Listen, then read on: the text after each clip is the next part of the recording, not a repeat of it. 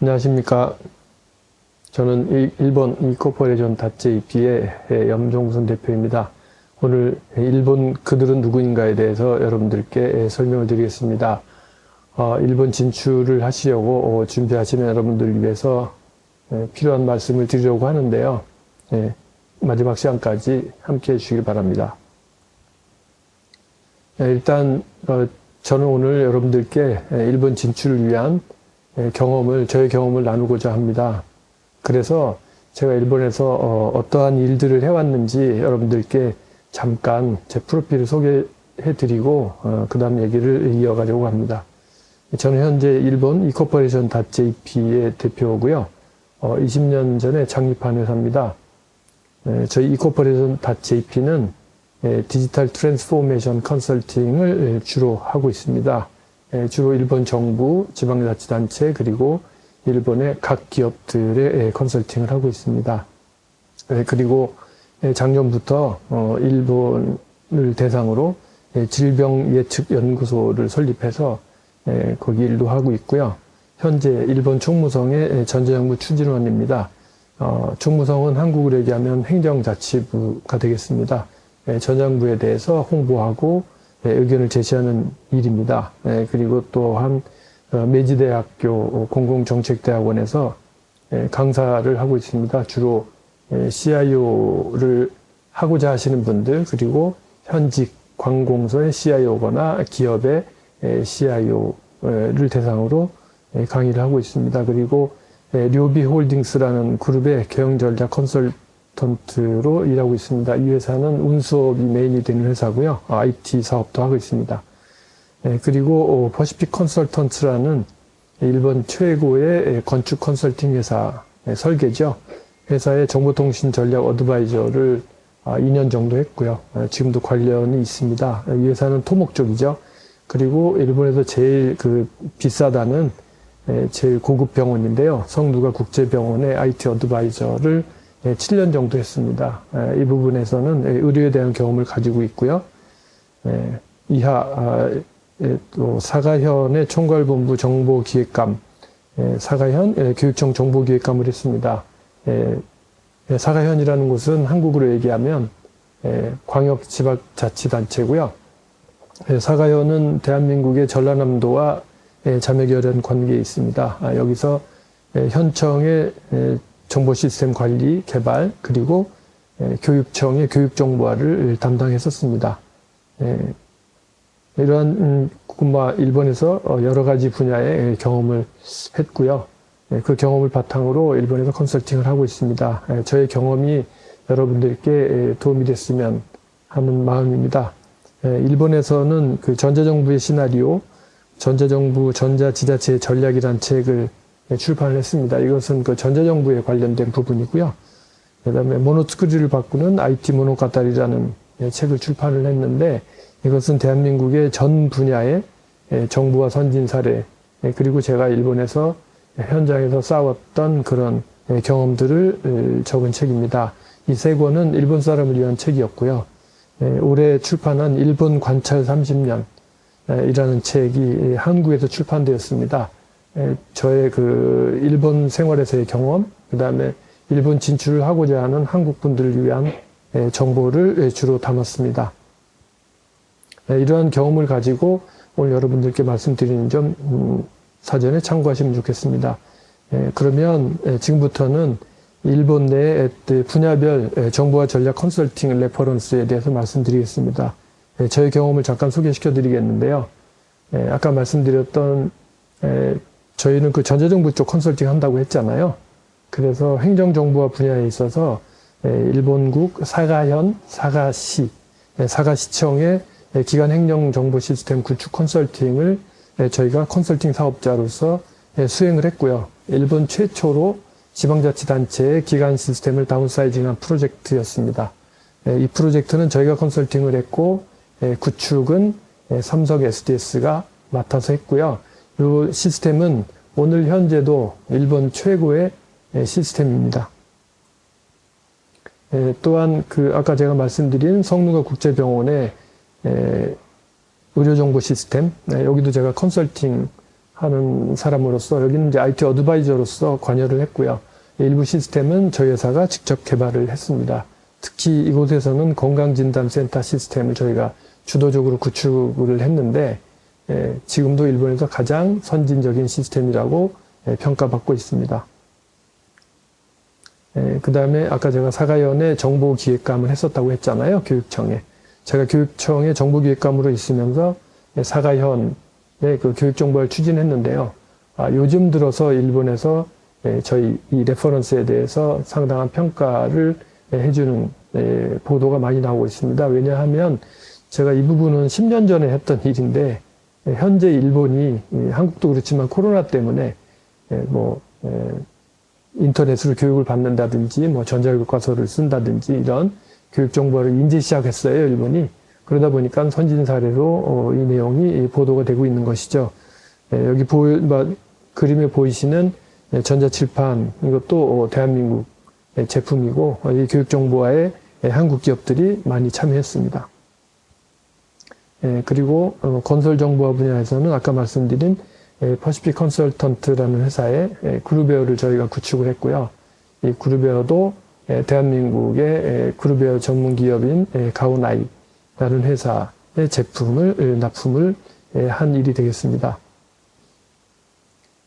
아까 말씀드린 것처럼 사가현 사가시청의 정보 시스템을 구축할 때 저는 컨설팅 사업자였었고 시스템 구축은 삼성 SDS가 했죠. 그 이후로도 삼성 SDS는 일본 내의 전자정부 프로젝트에 대해서 이제 저희 회사로부터 외주를 받아서 일을 했습니다. 또한 LG CNS도 저희가 전자정부 프로젝트를 수주해서 LG CNS에 발주했던 그런 것들이죠. 아마 여러분들이 한국에서 삼성하고 LG와 거래하시면서 느끼셨겠지만 여러분들 기업이 저희 회사는 작은 회사인데요. 여러분들 회사가 삼성이나 LG를 외주로 활용할 수 있을까요?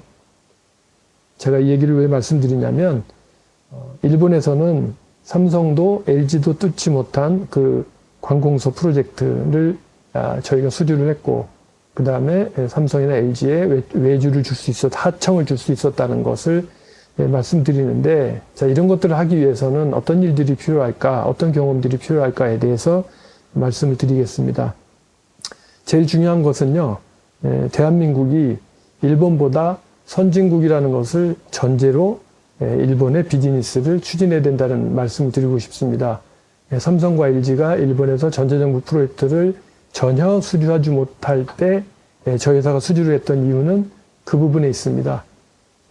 삼성이나 LG는 일본이 선진국이라고 생각했고 그런 프로젝트를 수주하려고 노력했던 것이고 저는 대한민국이 선진국이라는 것을 알고 일본의 지방자치단체를 설득했기 때문입니다. 이 부분이 상당히 큰 차이가 있죠. 얘기가 좀 옆으로 번집니다. 우리가 일본 시장을 진출하려면 당장 비즈니스도 중요하지만 일본 사람들은 어떻게 생각하고 있는지 그 사람들의 사고방식을 알아야 되잖아요. 그 사고방식 안에서 우리가 도무지 이해 못하는 것들이 있지 않습니까? 한일 간의 문제가 그것인데요. 그 부분에 대해서 일본 사람은 어떠한 사고방식을 가지고 살아가는지 그 부분에 대해서 아는 것이 무엇보다도 중요합니다. 제안서를 어떻게 쓰느냐가 중요한 게 아니라 그 이전에 이 사람들하고 어떻게 비즈니스를 해야 되고 어떤 역학관계를 가져야 되는가 그런 것들이 상당히 중요하기 때문에 그 말씀을 좀 드리려고 합니다. 아시는 분들 많이 계실 텐데요. 그 화성남자, 금성여자라는 말이 있습니다. 서로 간에 남자와 여자는 사고방식이 달라서 늘 마찰이 있을 수밖에 없다라는 그런 이야기이죠.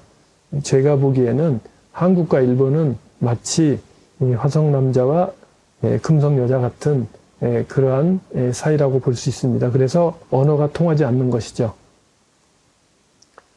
우리가 일본 진출을 하려고 하면 여러분들 일본에 대해서 모르시는 분이 일반적으로 있을 테니까 그러면 일본 시장에 대해서 제대로 알고 그런 사람한테 조언을 받으셔야 되잖아요. 일본은 이렇게 생겼어. 우리 그런 얘기 있죠. 그 맹인이 눈이 안 보이시는 분이 코끼리 다리 만진다라는 말이 있지 않습니까? 어떤 사람은 다리만 만지고 코끼리는 기둥처럼 생겼어. 어떤 사람은 코끼리 코를 만지면서 코끼리는 호수같이 생겼어. 어떤 사람은 코끼리 귀를 만지면서 코끼리는 배추잎처럼 생겼어 라고 얘기하게 된다는 것이죠. 제가 보기에는 현재 우리가 알고 있는 일본에 대한 정보는 그 정도로 단편적인 거라는 것을 말씀드리고 싶습니다. 우리가 흔히 일본의 전문가라고 하면 뭐 일본 유학을 한 사람, 일본에서 저 사람이 일본에서 석박사 했대 이런 사람, 그 다음에 일본에서 태어나서 일본에서 자랐던 제1교포, 그 다음에 일본에 와서 장기 거주한 사람. 자, 이런 분들을 우리는 일반적으로 일본 전문가라고 합니다. 그런데 가장 중요한 것은 일본 유학을 했다고 해서 일본의 메인스트림에 들어가서 일본 사람이 속사를 본 건 아닙니다. 제1교포는 본시 한국 사람이라고 생각하시면 안 되고요. 제1교포는 일본 사람이라고 생각하셔야 됩니다. 그리고 일본에 장기 거주를 했다고 해서 똑같이 일본 유학파처럼 일본인의 속마음을 알 수 있다라고 얘기할 수 없습니다. 어느 나라나 마찬가지겠지만 일본에 계시는 한국 분들은 대부분이 한국인 커뮤니티에서 활동을 하죠. 일본에 있으면서. 이렇다 보니까 실질적으로 일본 사람하고 부딪히면서 일본 사람들의 속마음을 알 수 있는 기회는 드물고요. 일본의 속사를 알 수 있는 기회는 드뭅니다. 우리가 겉에 보이는 것만 가지고 일본을 판단해서는 절대로 안 된다는 것이죠. 우리 한번 같이 생각해 봤으면 좋겠습니다. 우리 대한민국에 팔방미인이라는 말이 있어요. 일본에도 똑같이 팔방미인이라는 말이 있습니다. 여러분들이 일본 사람하고 거래처 사람하고 만나서 여러 가지 얘기를 하는 와중에 이 사람 내가 고객으로 꼭 잡아야 되겠다 그런 생각이 들어서 얘기하면서 칭찬해 줄 생각으로 여러분들께서 일본 사람에게 당신은 진짜 팔방미인 같다라고 여러분이 칭찬했다고 합시다. 그렇게 됐을 때 일본 사람 반응은 어떨까요? 일본 사람은 그렇게 칭찬해드리면 아마 개면적인 얼굴을 하면서 대충 얘기를 듣고 그 자리가 파할 겁니다. 그러면 여러분 돌아가셔서 내가 저 사람한테 오늘 영업 열심히 잘했고 기분 좋게 돌아갔을 테니까 앞으로 비즈니스가 잘 되겠지. 그리고 여러분들께서 메일을 보내시잖아요. 그러면 메일 답장이 올까요? 절대로 안 옵니다. 다시는 여러분들과 만나려고 하지 않을 겁니다. 왜 그럴까요? 칭찬해드렸는데. 이것에 함정이 있습니다. 일본에서 팔방미인이라는 말은 비굴하게 이 사람한테 저 사람한테 다 잘 보이려고 하는 사람, 도무지 무서워서 적을 만들지 못하는 사람, 이런 사람을 일본에서는 팔방미인이라고 합니다. 근데 여러분들께서는 여러분들 고객한테 그런 비굴한 사람이라고 얘기를 하셨으니 그 사람이 기분이 좋겠습니까? 그런데 거꾸로 여러분들이 일본 사람으로부터 당신은 비굴한 사람이야 라는 얘기를 술자리에서 들었다고 하면 여러분들은 그냥 넘어가시겠어요? 아니죠. 내가 왜 팔방미인이냐? 내가 왜 비굴하냐? 뭔가 오해가 있는 게 아니냐? 이렇게 얘기하실 거 아니겠어요? 그렇죠. 그런데 일본 사람들은 면전에서는 그런 얘기를 안 합니다. 면전에서는 그냥 웃고 그냥 넘어가죠. 그리고 헤어져서 다시는 안 보죠. 우리는 팔방미인이라는 말을 상식적으로 알고 있었고 상식적으로 써왔습니다. 하지만 다른 거죠. 오늘 니케이 신문에요. 친일파 파묘 관련해가지고 지금 한국에서 그 광복절 경축사 때문에 말이 많잖아요. 그 기사가 니케이 신문 일면에 났어요. 거기에 뭐라고 났냐면 친일파에 파묘를 한다 이렇게 나와 있어요. 수많은 일본 사람들이 뭐라고 생각을 했을까요? 오늘도 제 시간 이후에 강의해 주시는 그 기무라 다케시 씨가 와서 이 얘기를 서로 간에 나눴거든요. 이분 하는 얘기가 한국은 왜 이렇게 일본을 싫어하냐. 예전에 돌아가신 분들끼리 일본하고 친하다고 해서 옛날에 돌아가신 분들의 묘까지 파서야 되겠느냐. 그 정도 과거에 있었던 일을 가지고 묘까지 판다는 사람은 어떻게 거래를 하겠냐. 이런 식으로 말씀을 하세요. 여기서 뭔가 이상한 거 느끼지 않습니까? 일본인은 그 신문 기사를 보고 친일파, 일본하고 친하게 지내려는 사람이 왜 나쁘냐라고 생각하는 거예요. 우리는 부지불식 간에 보세요. 친미파 그러면 미국하고 친하고 지내고자 하는 사람이잖아요. 친중파, 중국하고 친하게 지내려고 하는 사람이에요. 그런데 일본에 대해서만 친일파 이꼴 매국노잖아요. 일본 사람들은 신문지상에 친일파라고 보도가 되면 그걸 매국노라고 보는 게 아니라 일본하고 친하게 지내려는 사람, 일본하고 가깝게 지내려는 사람이 되는 겁니다. 이런 부분도 우리 스스로가 가만히 생각해 보면 이해가 가는 이야기지만 우리의 상식으로는 전혀 문제가 없었으니까 우리는 그대로 쓰고 있는 거예요. 이런 것들이 물론 저는 매국노를 용서해서는 안 된다라고 생각하는 사람이지만 쓸데없이 말 때문에 오해받을 필요는 없죠. 저는 일본에서 아까 말씀드린 것처럼 일본 정부의 자문위원을 했기 때문에 일본의 총무대신의 공식 수행원으로 한국의 전자정부 사례를 견학하러 간 적이 있었습니다. 제가 일본국 총무대신의 공식 수행원으로 하라구치 총무대신과 함께 한국의 정보화 마을을 방문했던 때의 사진입니다. 오른쪽에 있는 것은 여러분들 아시는 내각 총리 대신 이완용이죠. 역적입니다. 일본인의 사고방식으로 봤을 때는 저도 친일파인 거예요. 그 다음에 또 하나 말씀드리면 우리가 한이라는 말을 쓰지 않습니까? 일본 말로는 우람이라고 합니다. 이 한에 대해서도 대한민국과 일본은 이해가 다릅니다. 어떻게 다르냐면 원한과 회한입니다. 대한민국의 한오백년이라든지 이런 노래 있잖아요. 한국 사람들이 얘기하는 한과 일본 사람들이 얘기하는 한은 달라요. 일본 사람들이 얘기하는 한은 원한입니다. 대한민국 사람들이 얘기하는 것은 회한. 그러니까 예를 들어서 우리가 일본 사람들이 상당히 놀라는 것이 여기 지금 사진에 보시면 알지만 이게 저 수능 시험 보는 날 어머니가 교문 앞에서 간절하게 자식의 합격을 기다리는 모습입니다. 대한민국에서 아들이 어디 유명한 대학에 합격했다고 하면 기자들이 인터뷰하러 가잖아요. 가서 마이크를 내밀고 소감을 얘기해 보시라고 하면 어머니가 이렇게 얘기하시죠. 드디어 한을 풀었습니다. 이런 요 내용을 일본 사람들이 영상을 보면요. 도무지 이해가 안 가는 거예요. 아들이 대학에 붙었는데 왜 한이 풀렸다고 하느냐, 복수를 했냐 이렇게 되는 거죠. 이런 것처럼 한국과 일본은 같은 것 같으면서도 다른 부분이 너무 많다는 것이죠. 이런 부분들을 우리는 곳곳에 숨어 있는 함정이고 암초입니다. 이런 것들을 알고 일본 사람들과 대화를 해야 되고 풀어나가야 된다는 것이죠. 이번에는 일본인에 대해서 좀 알아보겠습니다. 일본인이 어느 정도의 그 생각을 갖고 있는 사람인지. 이거 사진을 보시면 일본이 에도 막부에 후미에 사건이라는 걸 일으키거든요. 에도 막부에 일본은 세계적으로 오픈을 해서 유럽에서 사람들이 많이 들어와요. 들어오면서 선교사들이 들어오죠. 선교사들이 들어와서 기독교를 전파를 합니다. 가톨릭. 전파를 하는데, 일본 사람들이 엄청나게 많이 믿기 시작해요. 그렇게 되자 여러분들 아시다시피 일본은 천황을 신으로 모셨잖아요. 옛날엔. 지금도 뭐 비슷하지만. 그러다 보니까 신이 둘이 되는 거예요. 이거를 용서할 수가 없다. 그래서 기독교를 박해하게 됩니다.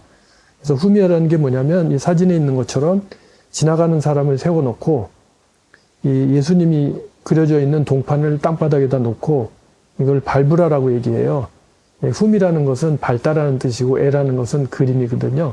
그림을 밟다 그래서 후미에라고 합니다. 이 고유명사는 지금도 쓰입니다. 그래서 이것을 밟으면 크리스찬이 아닌 것으로 돼서 이 사람은 살아요. 근데 이것을 밟으면 그 자리에서 끌려가서 바로 죽죠. 저도 크리스찬입니다. 만일 제가 똑같은 입장이 된다면 그 자리에서 저는 밟을 것 같아요.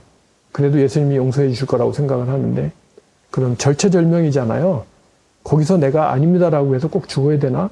라는 생각을 저는 합니다. 근데 제대로 믿는 일본의 기독교인들은 이런 식이었었어요. 그래서 25만 명에서 30만 명이 이래서 순교를 했다라는 이야기죠.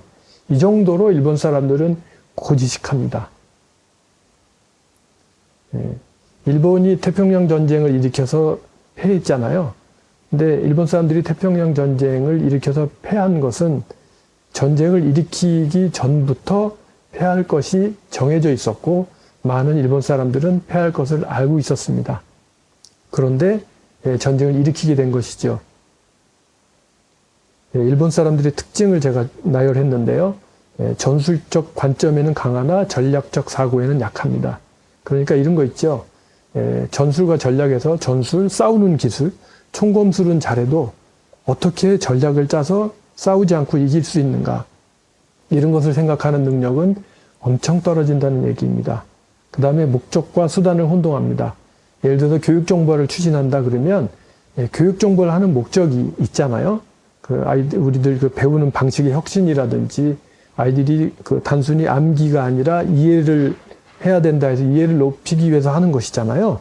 그런데 일본은 교육정보를 진행하면서 어느 방향으로 가냐면 전자칠판을 집어넣느냐, 전자교과서를 보급했느냐, 이것이 이 사람들은 목적이 돼버립니다.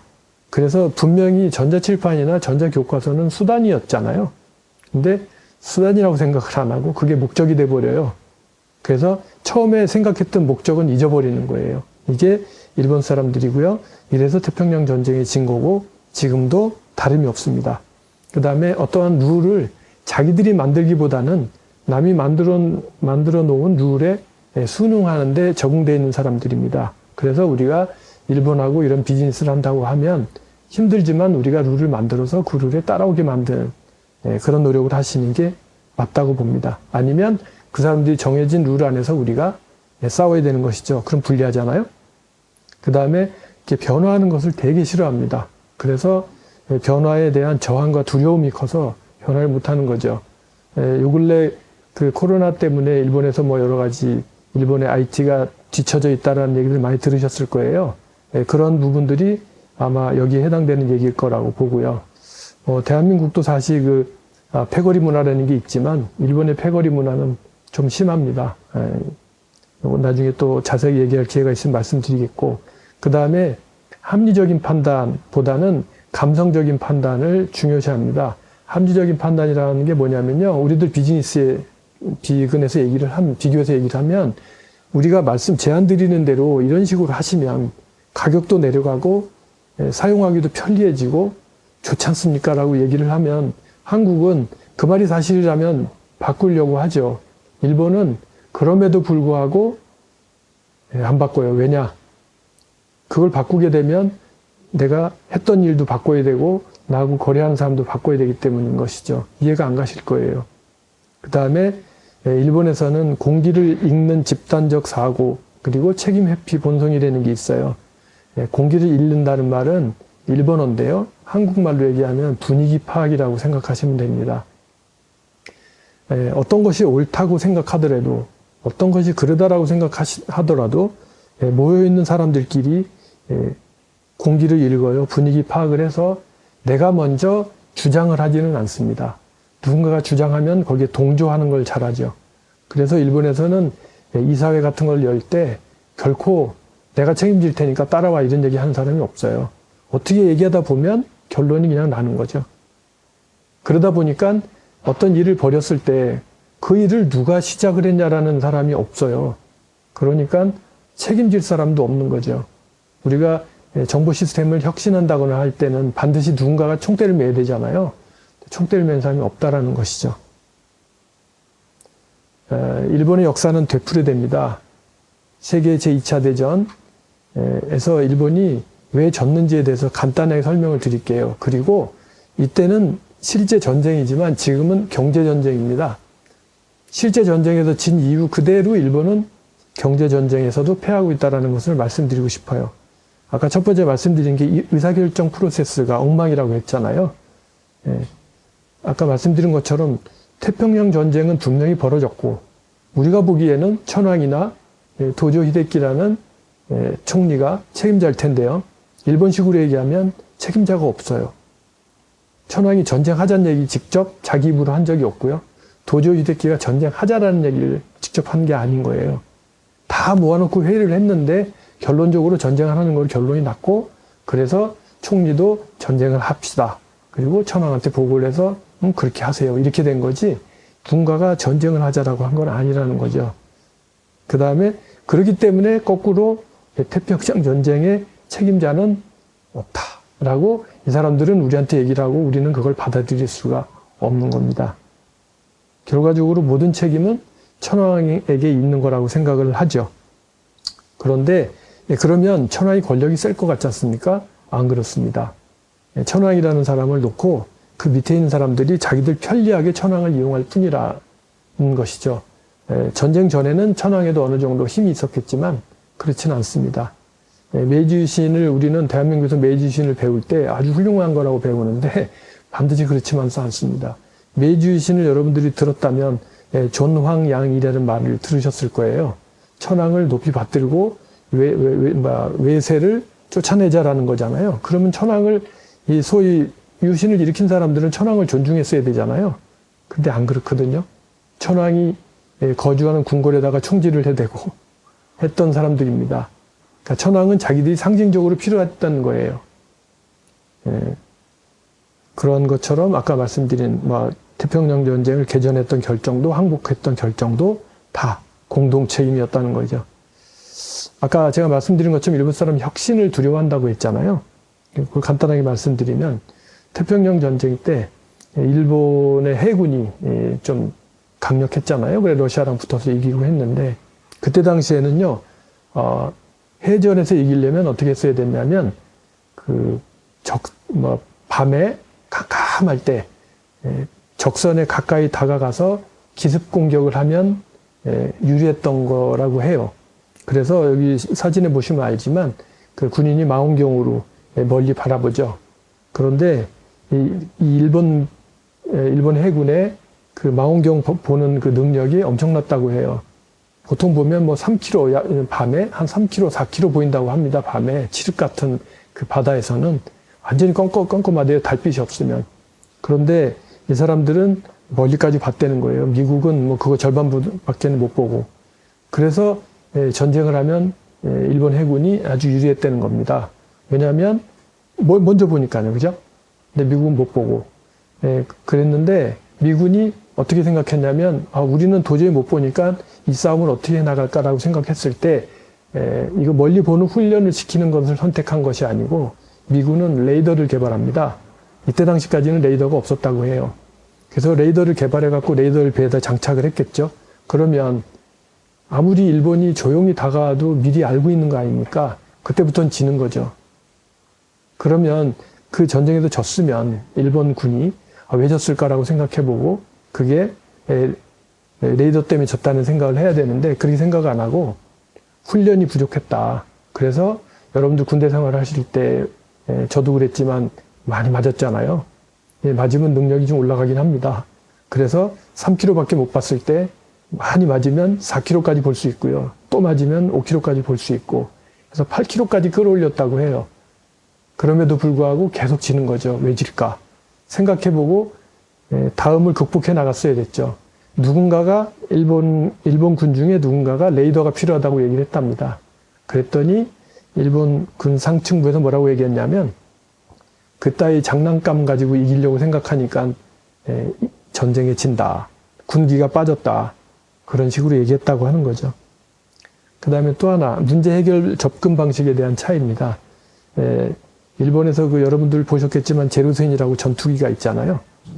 전투기 옛날에는 전투기가 미사일 같은 게 없으니까 기총소사로 해서 이기잖아요. 총을 쏘는데 일본군은 열심히 훈련을 해가지고 매일같이 맞으니까 열심히 훈련을 해가지고 적기를 맞출 능력이 뛰어나요. 그래서 제로센이 백전백승이었다고 해요. 근데 미군은 그게 안 되지 않습니까?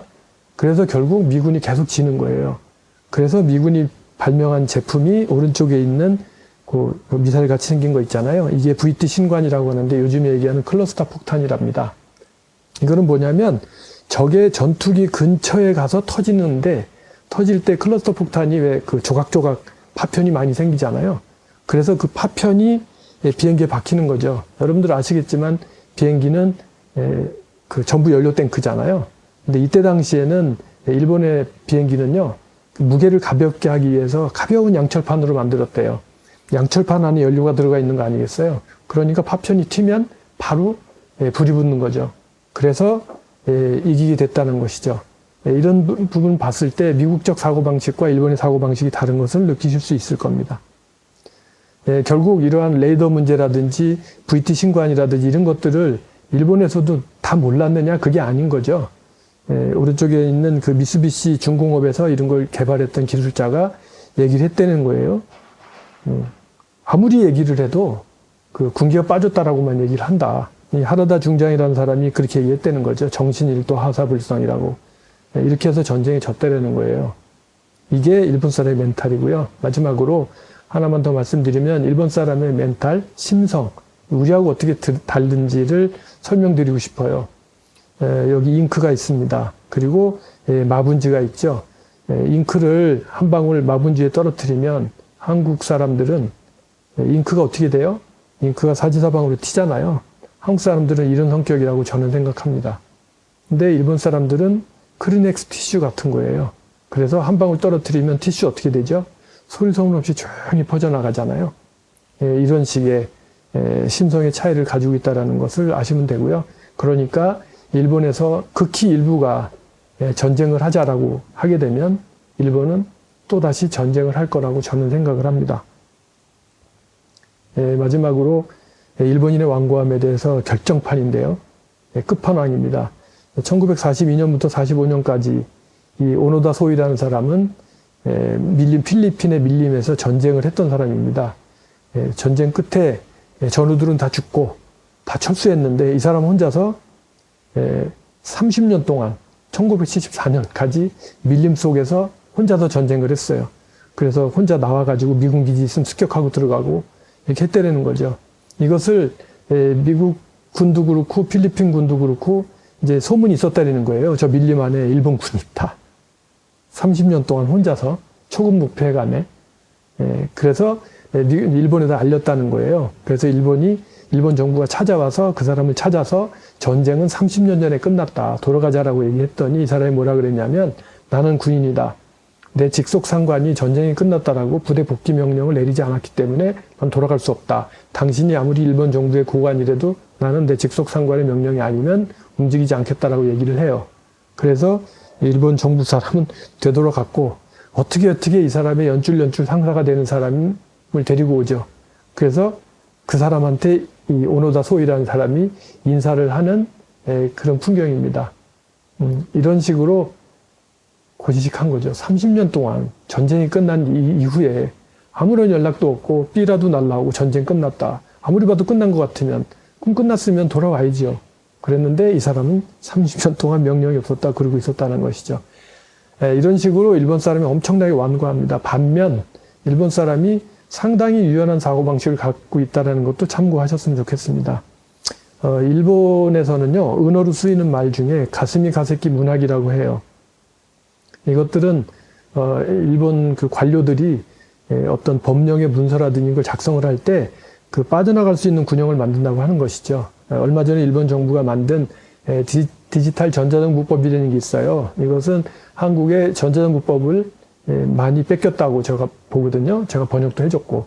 그랬는데 그 법에 뭐라고 돼 있냐면 관공서는 시민에게 주민등록 등본이라든지 증명서를 요구해서는 안 된다 이렇게 돼 있어요. 그건 한국도 그렇게 돼 있잖아요. 근데 그 뒤에 이렇게 써 있어요. 단 공무원이 필요하다고 생각하면 요구할 수 있다 이렇게 돼 있거든요. 이런 경우에 일본에서는요 99%가 필요한 공무원이 필요하다고 해요. 그러니까 결국 법을 보면 근사해 보이는데 실체는 아니라는 것이죠. 저 같은 경우에는 일본에서 석박사까지 했어요. 근데 한국에서는 최종 학력이 전문대학 졸업입니다. 여러분들 전문대학 졸업하고 대학원에 못 가잖아요. 대학을 졸업해야지. 그런데 저 같은 경우에는 이제 뭐 여러 가지 일들이 있어서 제가 와세다 대학에서 강사를 좀 했었고, 전문대학 출신이지만 강사를 했었고, 강사를 하다가 제가 공부하고 싶다라고 얘기했더니 대학에서 그냥 입학하면 된다라고 얘기를 해서 저는 전문대 졸업이라고 얘기를 했더니 그건 관계없다. 우리 학교의 입학 요강에 대졸 혹은 동등 이상의 학력이 있는 자는 대학원에 입학 자격이 있다라고 돼 있다고 한다는 거죠. 그래서 저는 대졸 동등 이상의 학력이 있는 자로 인정받아서 대학원을 들어가게 됐어요. 자기들이 필요하면 뭐든지 다 바꿉니다. 자기들이 필요하지 않으면 아무것도 안 해요. 그 다음에 제가 아까 공무원을 했었다고 했지 않습니까? 그 일본에서 대한민국 국적을 가지고 공무원을 했던 사람은 아마 저밖에 없을 거예요. 아마 앞으로도 있을지 없을지 모르겠는데, 임기제 공무원은 국적에 무관하지만 그래요. 제가 사가연에 응모를 했을 때 사가연에서는 저 때문에 국적조항을 바꾸기 위해서 임기제 공무원으로 바꾼 거죠. 그래서 저는 임기제 공무원이 되어서 7년 동안 정보기획감 과장으로서 일을 수행을 했고요. 열심히 했습니다. 그래서 아까 말씀드린 것처럼 일본 최고의 교육정보화 시스템도 만들었고 일본 최고의 전자정부를 만들 수 있었던 것이죠. 그런데 재밌는 게 우리나라는 개방직 공무원이거든요. 개방직 공무원의 임기는 일본의 경우는 1년이라고 돼 있었어요. 근데 그 계약서에 보면요. 1년인데 1년씩 3번 추가할 수 있다라고 돼 있거든요.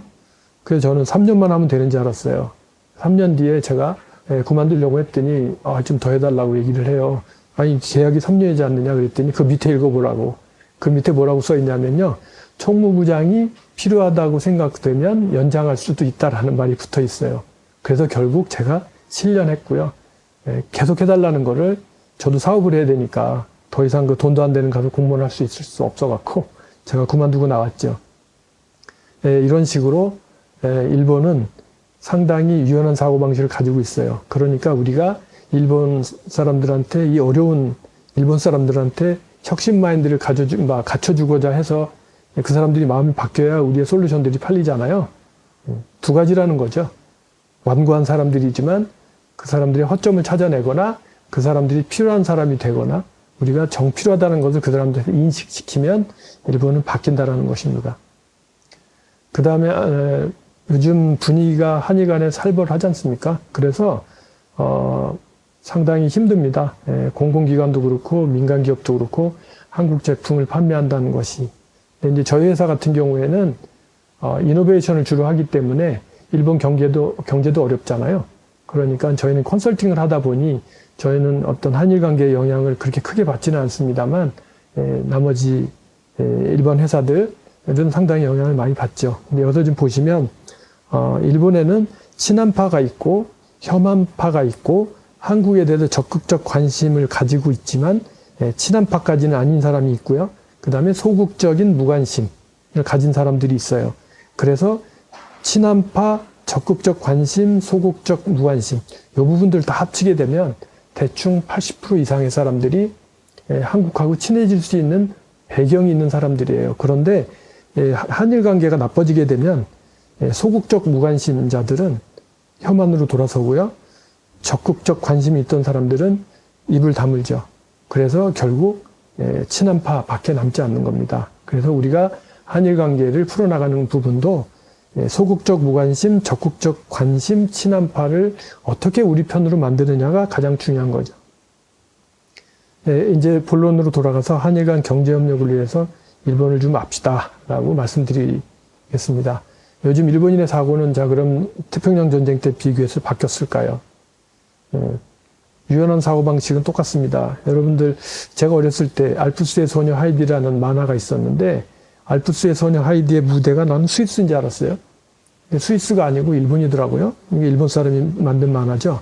그 다음에 일본에 남알프스 시라는 시가 있어요. 일본에 있어요. 남의 나라 그 알프스 산맥에 남의 나라 지명을 갖다가 따다가 시의 이름에다 붙인다는 게 대한민국 사람 상식으로 이해가 안 가죠. 그 다음에 일본인의 책임관입니다. 상당히 합리적입니다. 그러니까 우리가 이 사람들의 합리적인 사고에 호소하면 돼요. 왼쪽에 보시면 열차 지연증명서라는 게 있어요. 나는 맨날 그 시간에 정해진 전철을 탔는데 전철이 사고가 나서 제가 회사에 지각을 하게 되었습니다. 라는 것을 증명하기 위해서 전철역에서 이걸 발급해 줍니다. 그러면 이걸 받아가지고 회사에다 내면 그 사람은 지각을 안 한 것이 돼요. 여러분들 회사의 직원이 지각해가지고 너 왜 지각했냐고 물어봤더니 저는 지각 안 했는데 전철이 늦어서 제가 지각했습니다라고 하면 여러분들은 그러니? 라고 얘기하겠어요? 그렇게 얘기 안 하죠. 그런 걸 생각해서 미리미리 나와야지 라고 얘기하시겠죠. 일본은 이렇습니다. 그 다음에 또 하나가 아무리 망언을 하더라도요. 공식적인 자리에 나와서 사과를 드리면 그리고 제가 발언을 취소하겠습니다. 그러면 없었던 일로 돼요. 우리는 그런 거 용서 안 되잖아요. 일본의 전자정부에 대해서 잠깐 말씀드리겠습니다. 일본의 전자정부는요, 2000년부터 연간 3조엔의 예산을 들여서 이제껏 구축해왔어요. 그러니까 2000년부터 2020년이면 60조엔이라는 돈이 들었죠. 600조 아니겠습니까? 대한민국의 총 예산이 아무리 들었어도 제가 보기엔 100조를 안 넘었을 것 같거든요. 전자정부만. 그 다음에 전자주민카드 발급하고 있고요. 그 다음에 공인인증서도 보급하고 있는데, 전자주민카드가 지금 한 2천만 장 정도 가지고 있을라나요? 1억 3천만 명 중에 2천만 장. 일본은 전자주민카드를 판매했었거든요. 그러다가 지금은 공짜로 주는데, 이 전자주민카드를 갖고 쓸 일이 없어요. 그러니까 운전면허만 있으면 되니까 쓸 일이 없으니까 사람들이 특별히 받아야 될 일이 없죠. 그런데 일본은 이 공인인증서를 전자주민카드 안에만 보관할 수 있어요. 그러다 보니까 전자행정 서비스를 쓰려고 해도 공인인증서가 없으면 못 쓰잖아요. 근데 공인인증서를 만들려면 전자주민카드를 만들어야 되고, 전자주민카드를 갖고 있는 사람은 2천만 명밖에 안 되고, 근데 전자주민카드를 읽으려면 IC카드 리더기가 붙어 있어야 되는데, 여러분들 PC에 IC카드 리더기 안 붙어 있잖아요. 일본 사람들도 없어요. 그러니까 IC카드 리더기를 사다가 별도로 외장으로 설치를 해야 되는데, ICT 리테러시가 높은 것도 아니고 이 사람들이 그걸 갖다 설치하는 게 쉽지 않죠. 일본에 지금 스마트폰 쓰지 않고요, 옛날에 그 피처폰 쓰는 사람이 60%예요. 이 정도로 ITC 리테러시가 높지 않은데 설비 투자는 어마어마하게 한 거죠. 아까 말씀드렸죠. 전자정부를 추진하는 데 있어서 전자정부를 추진하는 목적은 행정 서비스를 고율화하고 그 다음에 생산성을 높이기 위한 거잖아요. 근데 그 목적을 처음에 생각하고 만들었지만 그 목적을 잊어버리고 결국 전자주민카드를 보급하는 게 목적이 돼버린 이런 나라라는 것이죠. 아까 비용 말씀드렸는데 어마어마한 투자를 하고 있고 혁신 없는 전산화를 계속하고 있다는 것입니다. 여러분들 후쿠시마 원자력 발전소 폭발 사고 이후에 아시잖아요.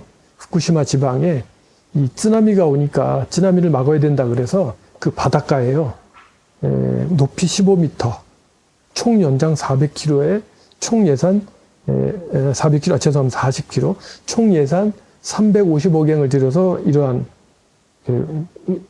담을 만들었어요. 벽을, 방조제를.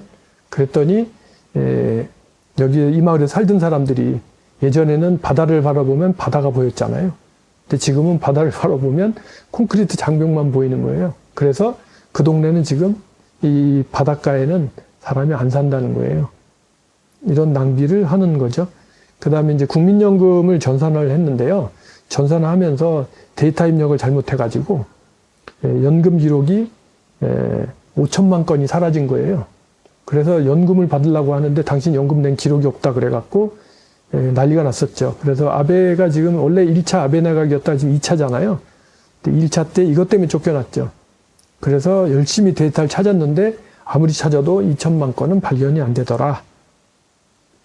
그 다음에 요 근래 들어서 이제 코로나 때문에 일본의 경우에는 민간 기업들한테 보조금도 주고 그래요.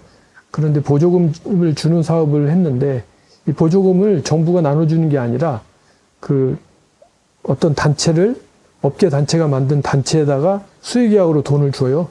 근데 그 단체에는 퇴직 완료가 낙하산으로 가 있고, 그 다음에 이 벤더들이, 기업들이 거기다 출자를 해갖고 공동으로 만들어요. 그래서 이 사람들이 그 돈을 받아가지고 자기 자회사를 통해서 국민들에게 돈을 나눠주는 뭐 이런 일들을 해요. 그러다 보니까 일단 낙하산 법인의 돈이 769억엔이 내려갔는데 얘들이 여기서 30억엔을 띄어먹어요.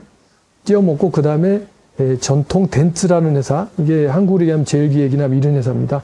그 회사에 749억엔에 주게 되는데 여기서 300억엔을 띄어먹고 400억엔만 또 다른 회사에 주는 거죠.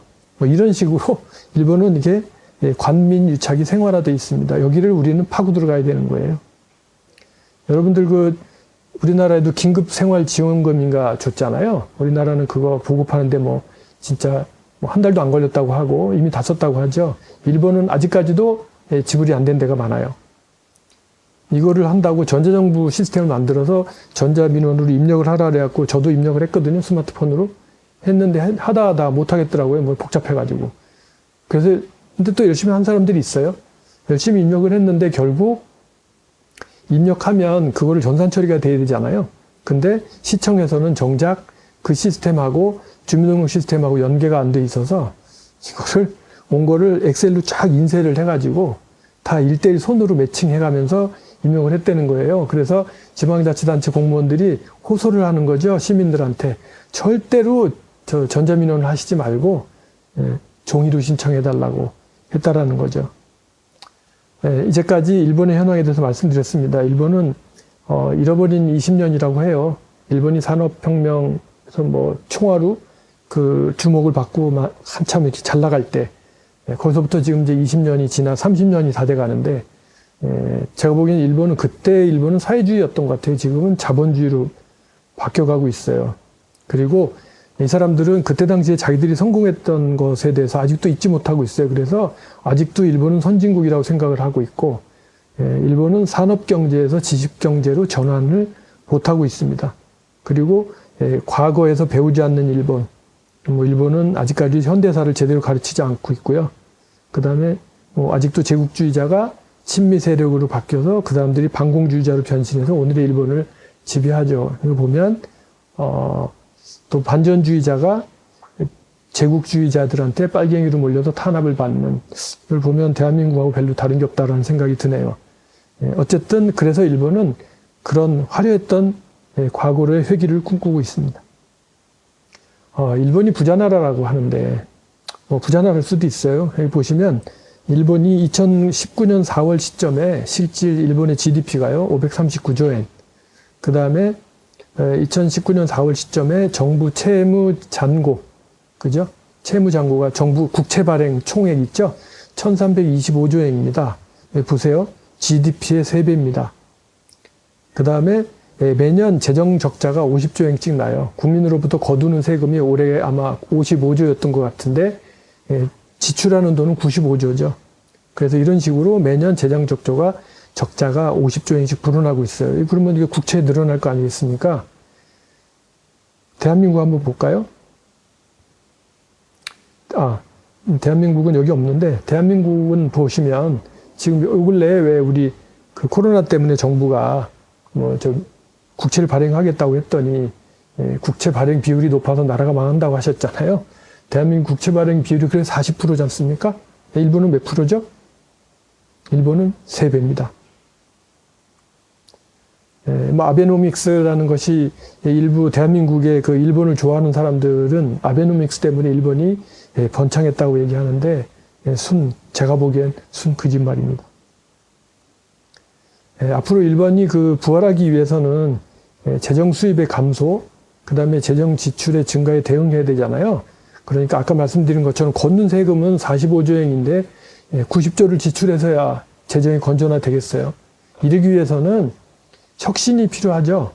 대한민국이 IMF 이후에 전자정부를 구축해서 혁신을 했던 것처럼 그 혁신을 하기 위해서는 국가 정부화가 필요하고 전자정부 구축이 필요한 거잖아요. 일본은 아직까지 안 돼 있습니다. 지금부터예요. 그러면 일본이 가장 흉내내기 좋고 베끼기 좋은 나라가 어디겠습니까? 대한민국이잖아요. 대한민국의 행정 시스템은 일본 것이 토대가 됐고, 대한민국의 금융정보 시스템도 일본 것이 토대가 됐고, 대한민국의 사법 시스템, 대한민국의 금융 시스템 전부 그렇잖아요. 그렇다고 하면 거꾸로 우리의 경험이 이 사람들한테는 돈이 될 수 있는 것인데, 중요한 것은 한일 관계가 이렇다 보니까 한국에서 배우자라고 하는 순간 역적이 되는 그런 어려움이 없지는 않네요. 하지만 아까 말씀드린 것처럼 일본을 위해서 일본은 혁신을 해야 되잖아요. 그러려면 한국의 도움이 필요한 거예요. 그래서 우리는 우리의 경쟁력을 어필하고 너희들 어떻게 하려고 하느냐, 이걸 이렇게 해야 된다라는 것을 잘 어필해야 될 필요가 있다고 생각합니다. 21세기에 필요한 것은 품질보다는 속도가 필요한 거죠. 여러분들도 아시겠지만 일본은 품질이 좋다 이렇게 생각하시잖아요.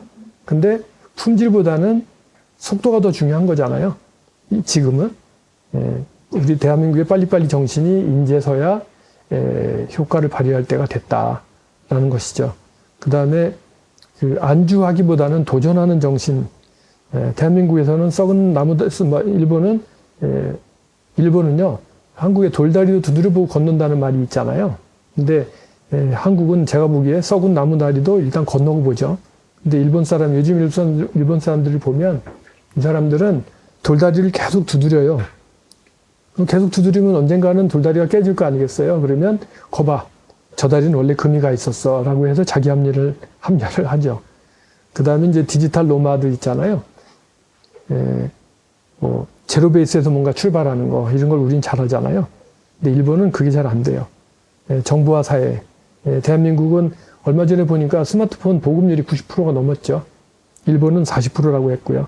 디지털 네이티브한 민족이고요. 우리는 그 다음에 얼리 어댑터죠. 그리고 어플리케이션 개발 능력이 뛰어납니다. 어플리케이션이라 그러면 고상하게 들리는데 화토 있잖아요. 화토는 일본에서 개발한 거지 않습니까? 일본의 닌텐도가 만든 거예요.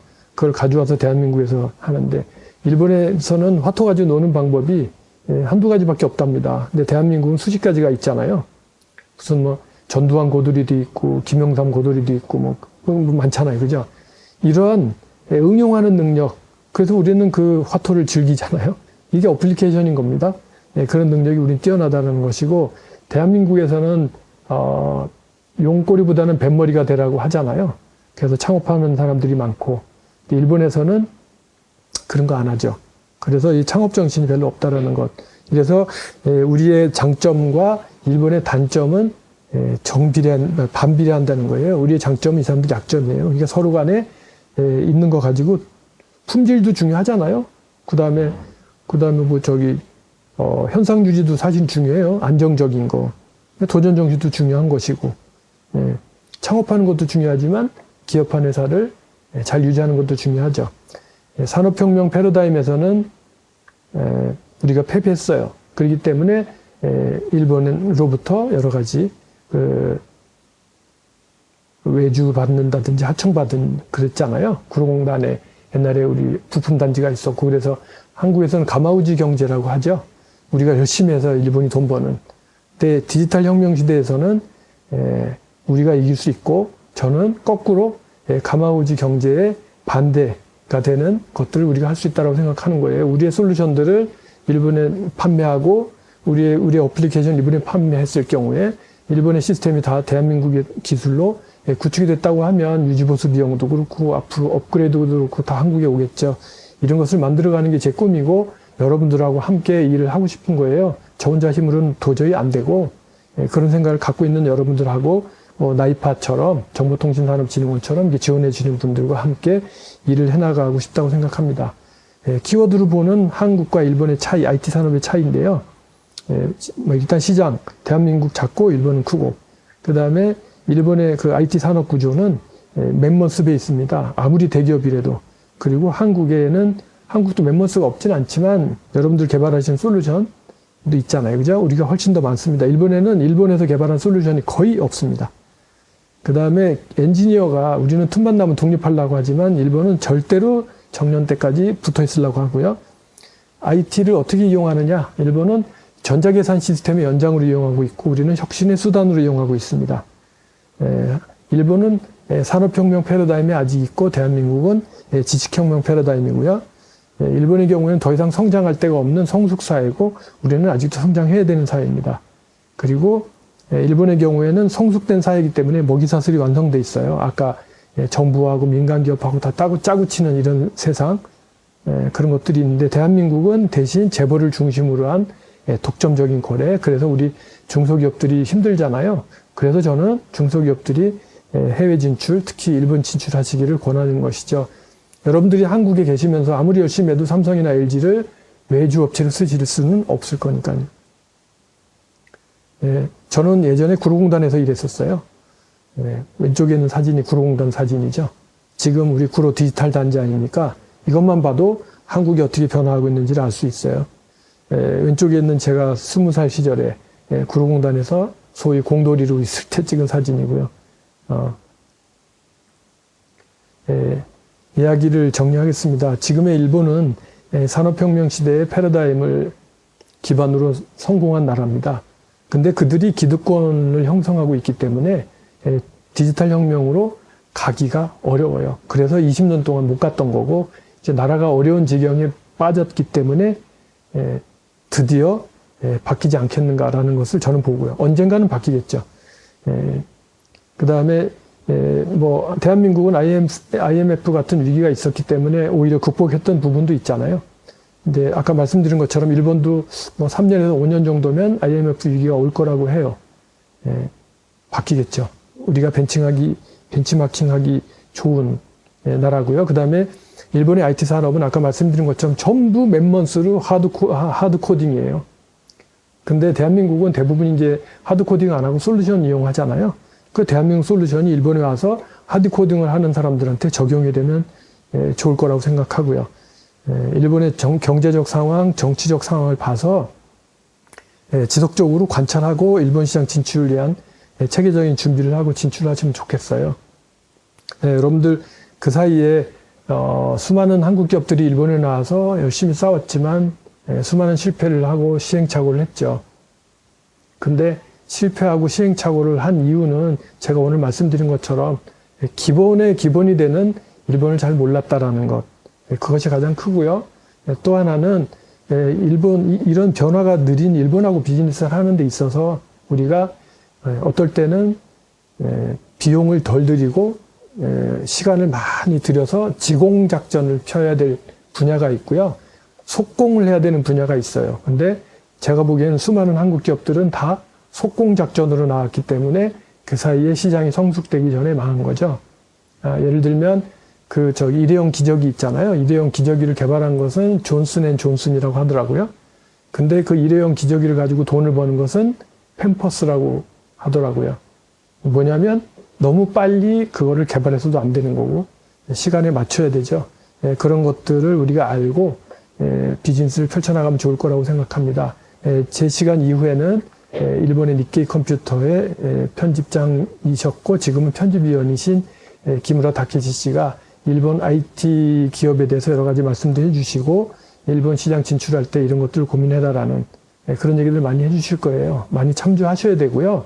오늘 시간이 이거밖에 없어서 자세한 얘기는 못 드립니다만 충분히 또 공부하시고 그 다음에 또 질문사항 있으시면 제가 메일 어드레스가 있으니까요. 언제든지 제 메일 어드레스 연락 주시고요. 그 다음에 제가 유튜브에 이런 일본의 얘기를 좀 많이 올려놨어요. 유튜브에 들어가셔서 디지털 조선통신사라고 치시면 URL이 뜰 거예요. 거기서 제 얘기를 좀 들어주시면 감사하겠고 그 다음에 일본 관찰 30년이라는 책을 올해 출판했거든요.